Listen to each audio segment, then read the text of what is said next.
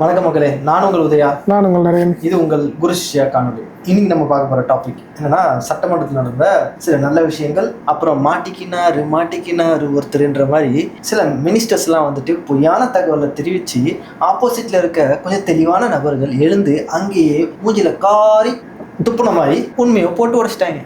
அப்படிதான் ஃபர்ஸ்ட் நம்ம எப்பவுமே பார்த்தீங்கன்னா ஒருத்தர் மட்டும் பேசவே தவிர்க்க முடியாத சூழ்நிலையா ஒருத்தர் வந்துடுறாங்க. யார் சொல்லி? சௌமியா அன்புமணியா? ஏன்னா எல்லா டைம்லயும் பாத்தீங்கன்னா டாமினேஷன் அவங்கள்ட்ட தான் இருக்கு. இல்ல, ஆக்சுவலா அவங்க தான் உண்மையான அரசியல்வாதின்னு எனக்கு தெரியுது. அவங்க பேசுறதும் பாத்தீங்கன்னா சுயநலத்துக்காக பேச மாட்டாங்க. சட்டமன்றத்துல வந்துட்டு மக்களால தேர்ந்தெடுக்கப்பட்டு மக்களுக்காக வேலை செய்ய வந்த ஒரே ஆள் அவங்க தான் நினைக்கிறேன் நான். ஆமா, உண்மையா அது அவங்க எந்த மாவட்டம்? தர்மபுரி. இப்ப தர்மபுரி மாவட்ட மக்களுக்கு குரு சிஷ்யா சார்பாக அன்பான வாழ்த்துக்கள். அதாவது தமிழ்நாட்டிலேயே அறிவார்ந்த சமூகம் எங்க இருக்குன்னா அந்த தர்மபுரி மாவட்டத்துல இருந்து இருக்கு. நீங்க எதுக்காக ஓட்டு போட்டீங்க எங்களுக்கு தெரியாது. எங்க கண்ணுக்கு அறிவார்ந்த சமூகத்தை நீங்க அங்கிருந்து தேர்ந்தெடுத்திருக்கீங்க. ஏன்னா சீமானண்ண வெளியில பேசுவாரு, கோவப்பட்டு பேசலாம். ஆனா சௌமியா அன்புமணி அவங்க வந்துட்டு சட்டமன்றத்துக்குள்ள அந்த ஒரு குரல் கொடுக்கும்போது தேவை எல்லாமே சீமானண்ண சொல்றது இருக்கு. ஆனா அந்த வழிமுறை இருக்குல்ல, அது வேற மாதிரி. அது வந்து கோவமே இல்லாத சிரிச்ச முகத்தோட பேசினா அப்படியே கேட்டுக்கிட்டு தாண்டா ஆகணும் நீ அப்படின்ற மாதிரி ஒரு சிச்சுவேஷன் கொடுத்துதான் நீ. வேற வழியே இல்லை. நான் சொல்றது நீ கொடுக்கலன்னா நான் எவ்வளவு கெஞ்சி கேட்டேன், நீ கொடுக்கல அப்படின்ற மாதிரி மக்கள் மனதுல ஒரு அழியாத பேக்கை ஏத்துறாங்க. பேக் ஃபயர் ஆகும். ஆமா, ஏன்னா டிஎம்கே ஏடிஎம்கே நல்லது பண்ணல அதை மாத்தி பண்ண போறோம் தான் அவங்க வந்திருக்காங்க. சோ நீங்க மாற்றத்தை கொண்டு வர போறீங்கன்னு சொல்லிட்டு வந்தீங்க. நான் மாற்றம் என்னன்னு சொல்லிட்டு இருக்கேன். இதை நீங்க பண்ணலன்னா மக்கள் உங்களை மாத்திடுவாங்க. அதை சொல்லாம சொல்றாங்க. இப்ப அந்த மாதிரி அவங்களுக்கு நான் சொல்லட்டுமா, சௌமியா அன்புமணிக்கு அதாவது அன்புமணி ராமதாஸுக்கு ஒரு பெரிய நம்பிக்கை என்னன்னா, நீ செய்டா, நீ செய், நீ அதாவது ஹீரோ வந்துட்டு இப்படி பண்ணாரு, அவர் ஆக்டர். ஆனா ரியல்ல இப்படிலாம் பண்ணவே தேவையில்லை, ஊதிட்டு போயிடுவாங்க. சத்தியமா சம்பவம் அவ்வளவு பெரிய சம்பவம். வாங்க நம்ம எனக்கு பொறாமையா இருக்கு. என்ன தெரியுமா, ஆக்சுவல் கப்புள்ஸ்னா இவங்க ரெண்டு பேரும் மாதிரி தான் இருக்கணும் அப்படின்னு ரெண்டு பேரும் ப்ரூவ் பண்ணிட்டாங்க. கண்டிப்பா தமிழ்நாட்டோட அரசியல் வரலாற்றிலேயே ஒரு மிகப்பெரிய ஒரு நான் சொல்றது அச்சீவ்மெண்ட் அப்படின்னா தமிழ்நாட்டுக்கு ஒரு பெருமை இருக்கு. எது தெரியுமா? 108 ஆம்புலன்ஸ். அதை ஃபர்ஸ்ட் ப்ரொபோஸ் பண்ணது அன்புமணி. இப்போ இந்த வருஷத்துல இருந்து இவங்க எப்போ எம்எல்ஏ ஆனாங்களோ அப்பத்துல இருந்து இவங்க அடிக்கிறது எல்லாமே சிக்ஸா இருக்குது. எனக்கு வந்துட்டு ஒரே ஒரு விஷயத்துல மட்டும் மாற்று கருத்து. அவங்க இருக்கிற இடம் சப்போர்ட்டிங் கவர்மெண்ட் யாருன்னா பிஜேபி. அந்த விஷயத்துல எனக்கு ஒரு மாற்று கருத்து இருக்கு. இப்ப நீ பார்த்தனா சிஜேபி ஒரு ப்ரொடெஸ்ட்ல எவ்வளவு அநீதி எல்லாம் நடந்ததுன்றதெல்லாம் தெரியல. அதுதான் நான் என்ன சொல்ல வரேன்னா, நான் கட்சிக்காக சொல்லல. நான் சொல்றது அந்த கப்புள்ஸ் வந்து ஒரு எக்ஸாம்பிளா இருக்காங்க. ஆமா, ஆக்சுவல் கப்புள்னா எப்படி இருக்கணும் அப்படின்றதுக்கு. அந்த விஷயத்துல ஒரு சட்டமன்றத்துக்குள்ள ஒரு சிக்ஸர் அடிக்கணும்னா அது சௌமியா அன்புமணி அடிக்கிறாங்க. ஆனா வெளியில பார்க்க சொல்ல ஒரு கொள்கை ரீதியா இன்னொருத்தவங்க கிட்ட போயிட்டு என்னோட கட்சியை நான் அடமானம் வைக்க முடியாது, அவங்க சொல்றதை நான் கேட்க முடியாது அப்படின்ற சிச்சுவேஷன்ல இவங்க இருக்க முடியாது. ஏன்னா அவங்க கூட்டணியில இருக்காங்க. மேபி அது எனக்கு கொஞ்சம் அந்த இடத்துல மட்டும் வேறுபாடு. மற்றபடி அவங்க அந்த மாதிரி விஷயத்துல நீ என்னாச்சுனாக்கா என்எல்சி நிறுவனம் தெரியுமா, வந்துட்டு இவங்க நிறைய கிராமத்துல பாத்தீங்கன்னாக்கா விவசாய நிலத்தை கொள்முதல் பண்ணி அங்க வந்துட்டு மண் எடுத்து அங்க மலை மாதிரி வைக்கிறது, அதுக்கப்புறம் வந்துட்டு அந்த மாசுபற்ற மண் வந்து நீர்வளத்தை நாஸ்தி பண்றது, விவசாயிகளுக்கு அப்புறமா வேலை கொடுக்காம அவங்களுக்கு தேவையான இழப்பீடு கொடுக்காம இங்க பாத்தீங்கன்னாக்கா இன்டர்வியூ வச்சு எக்ஸாம் வச்சு ஓப்பனா சொல்லிட்டாங்க. தமிழ்நாட்டுல இருக்கிறதுலயே மோசமான கார்பரேஷன் எதுனா நெய்வேலி கார்பரேஷன் தான். அவ்வளவு மோசம். ஏன்னா இங்க கீர்த்தனா அவங்க என்ன சொன்னாங்கன்னா, இவங்க எல்லாம் வந்து இழப்பீடு தராங்களாம், செயல்லாம் பயங்கரமா இருக்கான், கட்டமைப்பு எல்லாம் கரெக்டா இருக்கான், இதுக்கு முன்னாடி எப்படி இருந்ததோ அப்பெல்லாம் இல்ல, இப்போ நல்லபடியா இருக்கு அப்படின்னு சொன்னாங்க. இருக்குன்னு சொல்ல அவங்க சொல்லியிருக்காங்க. இல்ல இருக்குன்னு சொல்ல என்ன சொன்னாங்கன்னா, நீங்க சொல்றதெல்லாம் ஓகே, இதுக்கு முன்னாடி போயிட்டு இருக்க சொல்லவே இல்லைண்ணா கீர்த்தனா. நீங்க இதெல்லாம் சொல்லுவீங்கன்னா நம்ம என்ன பண்ணோம்னா, நான் வீடியோ பார்த்தேன். நானு கீர்த்தனா மழையின் போது ஏற்பட்ட பாதிப்புகளை ஒப்பந்ததாரர்களை கொண்டு மண் சரிவுகள் அகற்றப்பட்டது. மேற்படி பணியானது கிராமவாசிகளின் ஒப்புதலுடன் மற்றும் மாநில அரசு அதிகாரிகளின் அறிவுறுத்தலின்படி தகுந்த இழப்பீடும் என்எல்சி இந்தியா நிறுவனத்தால் வழங்கப்பட்டது. அதன் பிறகு அது போன்ற எந்த சம்பவம் நடைபெறவில்லை. இது போன்ற சம்பவங்களை தவிர்க்க உயரமான மண் குவியலிலிருந்து வரும் தண்ணீரை தெற்கு நோக்கி திருப்புவதற்காக ஒரு கால்வாய் அமைக்கப்பட்டது. இது இறுதியாக பரநாற்றின் நிரந்தர திசை திருப்பு கால்வாயில் கலக்கிறது. மேலும் சுற்றியுள்ள பகுதிகளை பாதுகாப்பதற்காக போதுமான அகலம் உயரத்துடன் ஒரு பாதுகாப்பு கரை கட்டப்பட்டுள்ளது. கால்வாய்கள், வடிகால்களை தூர்வாருதல் மற்றும் சுத்தம் செய்யும் பணிகள் தொடர்ந்து மேற்கொள்ளப்பட்டு வருகிறது. மேலும் தண்ணீர் மேற்கு கார்லண்ட் கால்வாய் வழியாக பாதுகாப்பாக செலுத்தப்படுகிறது. சம்பந்தப்பட்ட சுரங்க அதிகாரிகளால் பாதுகாப்பு கரை தொடர்ந்து ஆய்வு செய்யப்பட்டு வருகிறது. மேலும் சட்டவிரோதமாக பாதுகாப்பு கரையில் இருந்து மண் எடுக்கப்பட்டால், அதன் காரணமாக ஏதேனும் உடைப்பு ஏற்பட்டால் தாமதமின்றி தேவையான சீரமைப்பு நடவடிக்கைகள் உடனடியாக எடுக்கப்படுகின்றன. 2015 ஆண்டு பருவமழையின் போது வெளிப்பக்க குவியலின் எல்லை பகுதியில் முன்பு சரிந்த மண் ஏற்கனவே பேக்ஹோஸ் மூலம் அகற்றப்பட்டு பாதிக்கப்பட்ட பகுதியில் தளர்வான மண் தொடர்ந்து அருகிலுள்ள பகுதிகளுக்கு நகர்வதை தடுக்க பாதுகாப்பு கரைகள் பலப்படுத்தப்பட்டுள்ளன. NLC இந்தியா நிறுவனம் உள்ளூர் மக்களுடன் சுமூகமான உறவை பேணுவதற்கும் மாவட்ட நிர்வாகம் மற்றும் சம்பந்தப்பட்ட தரப்பினருடன் கலந்தாலோசித்து தளம் சார்ந்த பிரச்சனைகளை தீர்க்கவும் தொடர்ந்து கடமைப்பட்டுள்ளது. எனவே இவ்விவகாரம் ஏற்கனவே NLC இந்தியா நிறுவனத்தால் கவனிக்கப்பட்டு தேவையான நிவாரண நடவடிக்கைகள் முடிக்கப்பட்டுள்ளன. மேலும் கண்காணிப்பு, தடுப்பு நடவடிக்கைகள் மேற்கொள்ளப்பட்டு வருகின்றன. புரியுதுங்களா? நான் அதுதான் சொல்றேன். என்னன்னா, இவங்க படிக்கும் போதே தெரியுது இவங்களுக்கு அதை பத்தி ஒரு ஐடியாவுமே இல்ல. யாரோ ஒருத்தவங்க எழுதி கொடுத்தாங்க, இங்க வந்து திக்கி படிச்சுட்டு இருக்காங்க. திக்கி படிக்கிறத விட அதுல இருக்க நியூஸ் இருக்குல்ல, அது முழுக்க பொய். அதுதான் நான் சொன்னேன். அதான் மாட்டிக்கினாரு ஒருத்தருன்ற மாதிரி இவங்க. இப்போ இன்னொரு விஷயம் நான் கேட்கறேன், இந்த பப்ளிக், அதாவது டிவிகே வாரியர்ஸ், அதாவது ஆதரிக்கிற மக்கள்கிட்ட கேட்கிறேன். இப்ப ஆப்போசிட்ல உங்க ஆளுங்க யாருமே இல்லப்பா, அதாவது எதிர்த்து கேட்கறவங்க யாருமே இல்லப்பா, எல்லாமே டிவிகே. இன்னைக்கு சட்டமன்றத்துல பேசுன கீர்த்தனா எல்லாமே அக்செப்ட் பண்ணிருப்பாங்க. ரைட்டு, கீர்த்தனா சொன்னது எல்லாம் உண்மை சொல்லிருப்பாங்களா, சொல்லிருக்க மாட்டாங்களா? அது எப்படி அக்செப்ட் பண்ண முடியும்? வந்து பேப்பரை வச்சு படிச்சுட்டா இவ்வளவு நேரம் நான் பேசினது உங்களுக்கு புரிஞ்சுதா இல்லையா? எதிரில யாருமே இல்ல, எல்லாமே ஆளுங்கச்சு. அதாவது 234 டிவிக்கு வின் பண்ணிருக்கு. இப்போ கீர்த்தனா பேசின ஸ்பீச்சுக்கு ஓகே அந்த இவரு ரமேஷ் சொன்னாரு. அந்த மாதிரி ஒரு சிச்சுவேஷன் ஆயிருந்ததுனாக்கா இன்னைக்கு விவசாயிகளுக்கு எவ்வளவு அநீதி இருந்திருக்கும். இன்னைக்கு ஸ்பீச் எப்படி இருந்ததுன்னா முழுக்க NLCக்கு ஆதரவா இவங்க பேசினாங்க. அதை எதிர்த்து கேள்வி கேட்கும் போது அக்செப்ட் பண்ணிக்கிறேன், ஓகே எஜமா, ஓகே அப்படின்ற மாதிரி தான். எப்படி இருந்ததுன்னா இல்ல சரி பண்ணிடலாம், அந்த மாதிரி தான் இருந்ததுன்னா அது மாதிரிலாம் எதுவும் நடக்காம நாங்கள் இந்த விஜய் மாமா ஆட்சியில் நாங்கள் சரி பண்ணிடுவோம், அப்படித்தானே இருந்தது இவங்க பேசினது. கரெக்ட் தான். அப்போ அதுதான் அந்த மக்கள்கிட்ட என்ன சொல்றேன், ஒண்ணு நல்லா தெரிஞ்சுங்க, ஆளை செலக்ட் பண்ண சொல்ல சௌமியா அன்புமணி மாதிரி, அதாவது நாட்டு நடப்பு தெரிஞ்சவங்களை செலக்ட் பண்ணுங்க. அதாவது அப்போசிட்ல இருக்கிறவங்க நல்ல ஒழுங்கு, அதாவது உண்மையை சொல்றாங்களா பொய் சொல்றாங்களா அங்கேயே நாக்கு புடுங்குற மாதிரி கேள்வி கேட்கறதுக்கு ஒரு நல்ல ஆளை நம்ம அசம்பிளிக்குள்ள அனுப்பணும். நல்ல ஆளுன்னா எப்படி சொல்றோம்னா தகுதியான நபர். தகுதி எப்படி சொல்றோம்னா, இவங்க பேசும்போது சௌமியா அன்புமணி வீடியோவை போய் பார்க்கலாம். அவங்க பேசும்போது பொதுவான பிரச்சனையை பத்தியே பேசல, அவங்க அடித்தட்டுல இருக்க பிரச்சனையை பேசுறாங்க. அப்படி பார்க்கும்போது விவசாயிகளுக்கு ஒரு ஸ்பீச் என்னன்னா, விவசாயிகளுக்காக அரிசி மூட்டை கொள்முதல் பண்ற நிலையங்கள் இருக்கு, அது ரொம்ப கம்மியா இருக்கு. அதாவது நம்ம 18 லட்சம் டன்னு கிட்ட வந்துட்டு 80 லட்சம் டன்னு கிட்ட வந்துட்டு ப்ரொடியூஸ் பண்றோம் அரிசி. ஆனா கொள்முதல் நிலையம் எவ்வளவு இருக்குனாக்கா ஒரு 18 லட்சத்துக்கிட்ட மட்டும் தான் இருக்கு. அந்த கெப்பாசிட்டிக்கு ஏற்ற மாதிரி தான் இருக்கு. ஸோ இதை நீங்க வந்து வருடம் ஒரு 5000 சொல்லி ஒரு இன்க்ரீஸ் 1500 சொல்லிட்டு குடோன்ல இன்க்ரீஸ் பண்றப்ப அப்போ கெப்பாசிட்டி நம்ம ரீச் பண்ணலாம். இப்போ உதாரணத்துக்கு இப்போ விவசாயிங்க வந்துட்டு அந்த இடத்துக்கு டிபிசி, அதான் கொடுக்குற அரிசி நெல் கொடுக்குற இடம் போறாங்க பார்த்தீங்களா, டோட்டல் எவ்வளவு நடக்கிற, அதாவது ப்ரொடக்ஷன் நம்மள்ட்ட 80 லட்சம் அரிசி, அதாவது டன் 80 லட்சம் டன்னு நம்ம ப்ரொடக்ஷன் பண்றோம். இது வெறும் அரிசி தான் கவர்மெண்ட் வாங்குறது, கவர்மெண்ட் எடுக்கிறாங்க. ஆனா அந்த சேமிப்பு குடோன் இருக்குல்ல, அது கெப்பாசிட்டி இருக்குல்ல, அது வெறும் 18 லட்சத்துக்கு தான் இருக்கு. அதாவது அரிசி மட்டும் தான் இங்க சொல்லியிருக்குது. இது இல்லாம முந்திரி, பயிர், பருப்புங்க இதெல்லாம் எக்கச்சக்கமா இருக்கு. இதுக்கு முன்னாடி இருந்த அரசாங்கம் பண்ணல, அதை நீங்க சரி பண்ணுங்க, அதுக்காக கோரிக்கை வைக்கிறாங்க. எனக்கு என்ன புரியலன்னா, 80 லட்சம் டன்னு ப்ரொடியூஸ் பண்றாங்க, 18 லட்சம் டன்னுக்கு தான் கெப்பாசிட்டியே இருக்கு. அப்ப மீதி இருக்கு 62 லட்சம். அதுதான் நிதி ஒதுக்குனாங்க தார்பாய். அதுல கூட எவ்வளவு சேமிக்க முடியும்? அதுதாங்க நான் மழையில் அணிஞ்சு போகுது.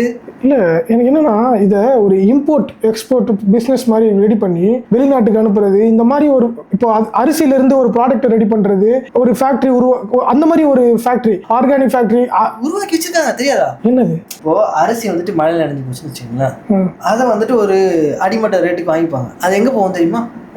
சரக்கு பாட்டில் ரெடி பண்ற கம்பெனிக்கு, பார்லி சரக்கு, வைன், பீரு. புரியுதா? மழை வர வச்சு அதை நாஸ்தி பண்ணாதான் அவங்களுக்கு லாபம். ஏன் நீங்க சாப்பிட்டோம். இந்த மாதிரி விஷயம் முன்னாடி இருந்த ஆட்சியாளர்கள் பண்ணாங்க. இந்த தடவையும் இந்த மாதிரி பண்ணாம இருக்கிறதுக்காக தான் சௌமியா அன்புமணி கேட்கறாங்க. ஆனா இங்க அரசாங்கம் என்ன பண்ணிச்சு தெரியுமா? ஃபர்ஸ்ட் நிதி ஒதுக்கீட்டுல தார்பாய், நிதி ஒதுக்கீடு ஃபார் தார்பாய் 2.5 கோடியா சம்திங். ஆனா சீரியஸா புரியல. உணவை பாதுகாக்கிறதுக்கு 10 கோடி. சரி, இது ஓகே. இல்ல அதான் உணவை பாதுகாக்கிறதுக்கு 10 கோடி, இவங்க சொகுசா போயிட்டு வரதுக்கு ஜம்முன்னு 150 கோடியா 200 கோடியா 250 கோடி கிட்ட வருதான் இந்த கார் வாங்கணும்னா. 234 பேருக்கு கார் வாங்கி டிரைவர் வச்சு பெட்ரோல் இதெல்லாம் கொடுக்கறதுக்கு கிட்டத்தட்ட 250 கோடி கிட்ட ஆகுதான். வாழ்க வாழ்க, நல்லபடியா வாழுங்க. அதுக்கப்புறம் ஒன்றும் சொல்லிடுறேன், இந்த முந்திரி இருக்குல்ல, அதுவே பார்த்தீங்கன்னா தமிழ்நாட்டில் நிறைய இடத்துல விளைச்சல் இருக்கு, கேரளாவில் இருக்கு, எல்லா இடத்துலையும். ஆனால் இவங்க மடாஸ்கர், அதாவது ஆப்பிரிக்கா நாட்டில் வந்துட்டு எடுத்து வராங்க. நல்ல முந்திரி பெருசாக இருக்கு, நல்ல குவாலிட்டியாக இருக்கு அப்படின்னு சொல்லிட்டு. அதே மாதிரி பார்த்தீங்கன்னாக்கா இந்த மழை டைம்லலாம் வந்துட்டு கேரளா டைம்ல மான்சூனை டிபெண்ட் பண்ணி தான் ரேட்டை ஃபிக்ஸ் பண்ணுவாங்களாம் விவசாயம். ஆனால் தமிழ்நாட்டில் விவசாயிகளால ஃபிக்ஸ் பண்ண முடியாது. அதையும் அவங்க கேட்குறாங்க. கேட்கும் போது எனக்கு தெரிஞ்சு ஃபர்ஸ்ட் இயர் அவங்க பொறுமையாக இப்படி கேட்குறாங்க, மேபி செகண்ட் இயரும் பொறுமையா அப்படி கேட்கலாம். உண்மையான சீமான்ல அவரை நான் அவங்க கிட்ட பாக்கிறதுக்கு வாய்ப்பு இருக்குன்னு நினைக்கிறேன் ஒரு 5 வருஷத்துல. இல்ல எனக்கு தெரிஞ்சு அவங்க எல்லாத்தையும் சொல்றாங்க ஒண்ணு. இந்த வருஷம் எல்லாத்தையுமே எடுத்து வச்சிருவாங்க, ஒரு சட்டமன்ற இதுலயும் எல்லாத்தையும் எடுத்து வச்சிருவாங்க. அடுத்த வருஷத்துல இருந்து கெஞ்சுறதுலாம் இருக்காது. அது 2029 எலெக்ஷன்ல ரிஃப்ளெக்ஷன் இருக்கும், அதாவது எம்பி எலெக்ஷன்ல. அதுதான் இவங்க ஒரு பாயிண்ட் வச்சிருக்காங்களே, தெரியாது அவங்களுக்கு. அதாவது டிவி அரசாங்கம் என்ன பண்றாங்கன்னாக்கா தில்லியை பிடிக்கணும்னு நினைக்கிறாங்க, நார்த் இந்தியா பிடிக்கணும்னு நினைக்கிறாங்க. அது நம்ம சாட்டைகள் இதில் பார்த்தோம். என்னன்னா ஹிந்தியில பேசுற இன்ஃப்ளூயன்சர்ஸ் எல்லாம் கொடுத்து, இங்க மேட்ரு என்னன்னா நார்த் இந்தியாவை இவங்க பிடிக்கல, பிஎம் ஆக போறோம், விஜய் அண்ணா பிஎம் ஆகிறதுக்கு நம்ம முயற்சி எடுக்கணும்னு சொன்னா இவங்களோட ஒரு கோல் அச்சீவ் ஆயிடும். என்ன சொல்லு, பிஜேபி இருக்காங்கல்ல சவுத் இந்தியாவில், அவங்களால அச்சீவ் பண்ண முடியுதா? அதாவது தமிழ்நாடு கேரளாலாம் முடியல. இப்போ விஜய் அண்ணா ஒரு ஃபேமஸான ஆக்டர், அவரையே நம்ம பிஎம் ஆக்குற மாதிரி ஒரு பிம்பத்தை உருவாக்கிட்டோம்னா நார்த்ல எப்படியும் ஓட்டு விழாதுன்னு வச்சுக்க, நார்த்ல சில்லரை தான் விடும். சவுத்ல அதாவது தமிழ்நாடு மக்கள்லாம் நினைப்பாங்க, ஓ பிஎம் நம்ம நாட்டு நம்ம ஊருக்கார் வந்துட்டாருனாக்கா நமக்கு எல்லாமே செய்வார்ப்பா அப்படின்னு சொல்லி எல்லாரும் ஓட்டு போடுவாங்களா. ஜெயலலிதா அம்மா ஒரு தடவை பிஎம் ஆக போறோம், அதாவது சவுத்ல இருந்து நம்மள பிஎம் ஆகணும்னு சொல்லி அந்த ஒரு ஸ்பீச் போச்சு. போறப்ப எல்லா தொகுதியிலையும் அவங்க தான் வின் பண்ணாங்க. 39 தொகுதி நினைக்கிறேன், எல்லா இடத்துலயும் அவங்க தான் அடிச்சாங்க. அதே மாதிரி டார்கெட் இப்போ நம்ம இளைய தளபதி விஜய் அவர் வைக்கிறாரு. சரி, நான் ஒண்ணு கேட்கிறேன், நெக்ஸ்ட் 59 டார்கெட் வைக்கிறாரு அவர். அது 39 தானே. இப்போ இன்க்ரீஸ் பண்ண போறாங்களா இல்லைன்னு தெரியல, ஆனா அது பண்ணாங்கன்னா அதுக்கப்புறம் பார்ப்போம். பட் இங்கே நம்ம அதை வைப் அவுட் பண்ணணும், அதையும் அடிக்கணும் இவங்க. சரி ஓகேப்பா, உங்களுக்கு அந்த கெப்பாசிட்டி இருக்கு. ஏன்னா தற்கொலை சாரி அந்த மாதிரி உங்களை நம்பக்கூடிய அறியாமையில இருக்க மக்கள் இருக்காங்க. ஆனா எனக்கு ஒரு கேள்வி, தமிழ்நாட்டோட கடனையும் அடைக்கிறதுக்கு பிளான் இல்ல, இந்தியால பிஎம் ஆகி என்ன பண்ண போறீங்க? இந்தியாவோட கடன் அடைப்பாங்களா? இல்ல இந்த கடலோர மாவட்டங்கள் எல்லாமே வந்துட்டு குத்தை குட்டுற போறாங்களா? இப்போ கன்னியாகுமரியில குத்தம், நாகர்கோயில குத்தம். ஆக்சுவலா என்னை பொறுத்த வரைக்கும் அவங்களோட ஃபைனல் கோல் வந்து நீங்க சொன்ன மாதிரி பிஎம் ஆகிறதா கூட இருக்கட்டும், ஆனா அது அவங்களோட ஃபைனல் கோலா எனக்கு தெரியல. அதுவே அவங்களுக்கு சின்ன கோல் தான். இல்ல பேபி நீங்க சொல்ற மாதிரி சொல்லுங்க, அந்த இலுமினாட்டியா? அது ஓப்பனா சொல்ல முடியாது. மேபி ஃபியூச்சர்ல நம்ம பாக்குறது கூட சான்ஸ் இருக்குது. ஏன்னா அமெரிக்கால இருந்து தானே வந்தாருல இன்னைக்கு, அதாவது அவர் பேர் உக்ரைன் ஒரு கண்ட்ரி இருக்குல்ல, ஆமா, அங்க என்ன நடந்தது தெரியும்ல. யாரு இப்ப பிஎம் இருந்தாங்க தெரியும்ல, ஒரு நடிகர். அவரு யாரு செலக்ட் பண்ணா? அமெரிக்கா. என்ன பண்ணாங்க இப்போ? நாடே எழுதி கொடுக்குற நிலைமை கொஞ்சம் கொஞ்சமா. சோ நம்மளுக்கு அது 2 நாட்டுக்கு நடுவுல வார் வந்து அவங்களுக்கு சப்போர்ட் பண்ணி இதெல்லாம் வெளியே வரும்போது தெரியுது. அது எனக்கு இப்போதே கண் கூட தெரியற மாதிரி இருக்கு நம்ம நாட்டுல. எனக்கு ஒரு நாள் முன்னாடி வருது, அதாவது மேகமலை, இப்போ அந்த மலைகள் இருக்குல்ல வெஸ்டர்ன் காட்ஸ், அந்த இடத்துல பாத்தீங்கன்னாக்கா கொஞ்ச நாள் முன்னாடி யூஎஸ் அவங்க வந்துட்டு இது அந்த இடத்துல விற்க போறதா ஏதோ சொல்லிட்டு இருந்தாங்க. அந்த ஏரியால ஏதோ ஒரு ப்ராஜெக்ட் இருக்கு, அவங்க ரெக்வஸ்ட் பண்ணியிருந்தாங்க முன்னாடி. அந்த டைம்ல ஜெயலலிதா அம்மாலாம் வந்துட்டு அதுக்கெல்லாம் அக்செப்ட் பண்ணிக்கல. எனக்கு என்னமோ இப்போ எனக்கு அது ஃபீல் ஆகுது, அவங்க இந்தியாவை குறிக்கிற மாதிரி அந்த இடம்ல அந்த மலை பகுதியெல்லாம் அங்க ஒரு ப்ராஜெக்ட் இருக்கு யூஎஸ். ஏன்னா எப்பவுமே அமெரிக்கன் பொலிட்டிஷியன்ஸோ இல்ல பிசினஸ் மேன்ஸோ பேசும்போது என்ன சொல்றாங்கன்னா, இந்த 21st செஞ்சுரி இந்தியாவோட செஞ்சுரியா தான் இருக்கும் அப்படின்னு, இந்தியாவை வச்சுதான் இந்த உலகமே இருக்கும் இயங்குறது அப்படின்னு சொல்றாங்க. இதெல்லாம் எனக்கு பார்க்கும்போது நடக்கிற ஒரு சேஞ்சும் எனக்கு என்னவோ அதை நோக்கி தான் போற மாதிரி இருக்கு. ஜஸ்ட் என்ன தோணுதுன்னா, உங்க ஊர்ல ஒரு நல்ல ஒரு கேண்டிடேட் ஒருத்தரை பார்க்க வேணான்றாங்க. விஜய் ஏன் பார்க்க வேணாம், சீமான் கூட நீங்க பார்க்க வேணாம், அதாவது அன்புமணி ராமதாஸ் அவங்கள பார்க்க வேணாம், எடப்பாடி இவங்களாம் பார்க்க வேணாம். உங்க தொகுதியில ஒருத்தனை நல்லவனா பார்த்து தேர்ந்தெடுங்க, அதுக்கப்புறமா நாடு சத்தியமா உருப்படும். நான் ஏன் இதை பத்தி சொன்னா, இதை பத்தி வேர்ல்ட் பாலிடிக்ஸ் இன்னும் யாரும் வரவே இல்லை. ஓகே, நம்ம அதை பத்தி ஒரு காணொலியை செப்பரேட்டா மேக் பண்ணுவோம். அதுக்கு முன்னாடி பாத்தீங்கன்னா இன்னொரு விஷயம், நம்ம பிரேமலதா அவங்களும் பாத்தீங்கன்னா இந்த என்எல்சி விஷயமா அவங்களும் வந்துட்டு விருதாச்சல தொகுதியா அங்கேயும் வந்துட்டு இழப்பீடுகள்லாம் தராம அதெல்லாம் ஏமாத்திட்டு தான் இருக்காங்கன்னு சொல்லிட்டு நம்ம கீர்த்தனா சொன்னதுக்கு எதிர்ப்பு தெரிவிச்சாங்க அவங்களும். அப்புறமா பாத்தீங்கன்னா அந்த விக்னேஷ் இருக்காரு தெரியுமா, இந்த சரக்கு வளத்துறை அமைச்சரா, கரெக்டா யூஸ் பண்ணுவாரா? சரக்கு அதுதான் அது பேர் என்னது? மது அமைச்சரா? மதுவிலக்குத்துறையா? மது பிரிய அமைச்சரா? மதுவிலக்குத்துறை அமைச்சர். ஓகே, சாரி, தப்பா பேசிட்டேன், மன்னிச்சிடுங்க. மதுவிலக்குத்துறை அமைச்சருக்கு வந்துட்டு ஒரு அறிக்கை கொடுக்குறாரு. அதாவது இவங்க வந்துட்டு ஒரு சரக்கு கடை ஏதோ ஒரு இடத்துல ஓபன் பண்றாங்க. அது யாருக்கும் வந்துட்டு எந்த ஒரு பாதிப்பும் இல்லாம கிளியரா இருக்கு. அது பக்கத்துல எந்த ஒரு பள்ளி இல்ல, எந்த ஒரு வழித்தடல், அதாவது வழிபாட்டு தடங்கள் இல்ல. ஸோ பீஸ்ஃபுல்லா இருக்கும் அந்த இடத்துல சரக்கு கடை ஓபன் பண்ணான்ற மாதிரி அவங்க பேசுறாங்க. இதை வந்து நார்மலா பேசுனாங்க, நார்மலைஸா பேசுனாங்க. பேசல திடீர்னு ஒருத்தர் இருந்தாரு அஇஅதிமுகல ஒரு தடவை கூவத்தூர்ல சரக்கு வச்சுட்டு பேசினாரு. சிவி சண்முகம் சொல்லி ஒருத்தர். அவரு எழுந்து குடு குடுன்ட்டு என்ன சொல்லிட்டாருன்னா, அதாவது இப்ப வந்திருக்க இடம் சரக்கு எங்க வரணும்னா மயிலம் தொகுதியில், அது ஒரு குக்கிராமம் அவரோட தொகுதியாம். அந்த இடத்துல இருந்து வச்சிருக்கீங்க. இதுக்கு முன்னாடி செஞ்சில வந்துட்டு க்ளோஸ் பண்ணிருக்காங்க. அந்த 717 ஒயின் ஷாப் க்ளோஸ் பண்ணன்னு சொன்னாங்கல்ல, அதுல செஞ்சி அந்த இடத்துல இருந்து அந்த ஒயின் ஷாப்பை வந்துட்டு எந்த ஒரு அறிவிப்பும் இல்லாம ஸ்ட்ரைட்டா தூக்கி வந்து ஓபன் ஆகும். அப்போ அந்த 717 க்ளோஸ் பண்ணிட்டேன்னு சொல்லிட்டு எதுக்கு இதை ஓபன் பண்ணணும்? புரியுதா? கண்ணு முன்னாடி பழைச க்ளோஸ் பண்றாங்க, அப்புறமா இன்னொன்னு ஓபன் பண்றாங்க. இங்க எக்ஸ்பென்ஸ் தானே ஆகும். ஒன்னு க்ளோஸ் பண்ணா இன்னொன்னு ஓபன் பண்ண சொல்ல அட்வான்ஸ் கொடுக்கணும், அதுக்கு வந்து மாத்தணும், இன்ஃப்ராஸ்ட்ரக்சரை கிரியேட் பண்ணணும். நீ யாரோட செலவு பண்ற, யாருக்காக செலவு பண்ற, யாருக்காக பிசினஸ் பண்ற? இல்ல இது ஏதோ பருத்தி மூட்டை கடை கதை மாதிரிலாம் இருக்கு. இதுக்கு பருத்தி மூட்டை பேசாம குடோன்ல அது மாதிரி என்ன ஆச்சுன்னா, செஞ்சில இருந்து ஒரு 25 கிலோமீட்டர் தள்ளி வந்து திண்டிவனத்துல ஒரு கிராமத்துல அந்த சரக்கு கடையை ஓபன் பண்ணிருக்காங்க. ஓபன் பண்ணது மட்டும் இல்லாம அவர் சிவி சண்முகம் ஏந்து கேட்டாரு. அது பக்கத்துல இருக்கிறதுலாம் வந்துட்டு கிராமத்துல இருந்து பள்ளிகள், ஸ்கூல் போற பசங்க எல்லாரும் அந்த தான் போவாங்க. இல்ல இது எனக்கு புரியல. சட்டமன்றத்துல ஓப்பனா சொல்றாங்களா? ஒரு இடத்துல மூடிட்டு திறந்தோம், அது திறந்துட்டேன்னு சொல்ல, ஒரு இடத்துல ஓபன் பண்ணிருக்கு அப்படின்னு சொல்றாங்க. அதுதான், அது மூடிட்டு திறந்தேன்னு சொல்லல, இன்னொரு இடத்துல புதுசா ஓபன் பண்ணிக்குது, அங்க யாருக்கும் எந்த பிரச்சனையும் இல்லை அப்படி இப்படின்னு சொல்லிட்டு அதுக்கப்புறமா சொன்னாங்க. நீங்க என்ன சொல்ல வரீங்க? அவரு வந்து 717 மூட்டாங்க. அது நாம சொல்றோம். இவரு சிவி சண்முகம் என்ன சொல்றாருன்னா, நீங்க திறந்தது மூடினாங்களா இல்லையா? அவங்க மூடினாங்களாமா, ஆனா மூடினதை திறந்தேன்னு அவர் வாயால சொல்லல, அது சிவி சண்முகம் சொல்றாரு. இங்க என்னதான் நடக்குதுங்க எனக்கு புரியல. மூடுறாங்களா இல்ல திறக்குறாங்களா இல்ல மது ஒழிக்க போறாங்களா? சரி, ஓகே, கமலாசன் மாதிரி பேசுறாங்க. அவங்க மூடுனதான் சொன்னாங்க. இன்னைக்கு புதுசா ஒரு கடை ஓபன் பண்றதுக்கு அது யாருக்கும் எந்த பாதிப்பும் இல்லாம இடத்துல நாங்க புதுசா ஓபன் பண்றோம். எதுக்கு ஓபன் பண்ணோம்? அதுதான் அவர் கேட்டாரு சண்முகம். அதுக்கு எதுக்கு நீங்க மூடணும்? நீங்க சொன்ன மாதிரி பருத்தி முட்டை குடோன்லயே இருந்துக்கலாமேன்ட்டு. மக்கள் அது எப்படி உங்களுக்கு ஏதாச்சும் புரியுதுன்னா நீங்க போயிட்டு அவர் வீடியோ பாருங்க. இல்ல இந்த டிவிகேல இருக்க டிவிகே நண்பர்கள் சொல்றதை விட எப்படி திடீர்னு ஒரு கார் வந்து இறங்குச்சான். கார்ல இருந்து சரக்கு பாட்டிலா இறங்குச்சான். டிஸ்பிளேல வச்சுட்டாங்க. சரக்கு கடை ஓபன் பண்றாங்க. டேய் என்னடா பண்றீங்க அப்படின்ற மாதிரி அவர் கேக்குறாரு. என்ன கபிலா இது என்னது ஜோக் காட்டுறீங்களா?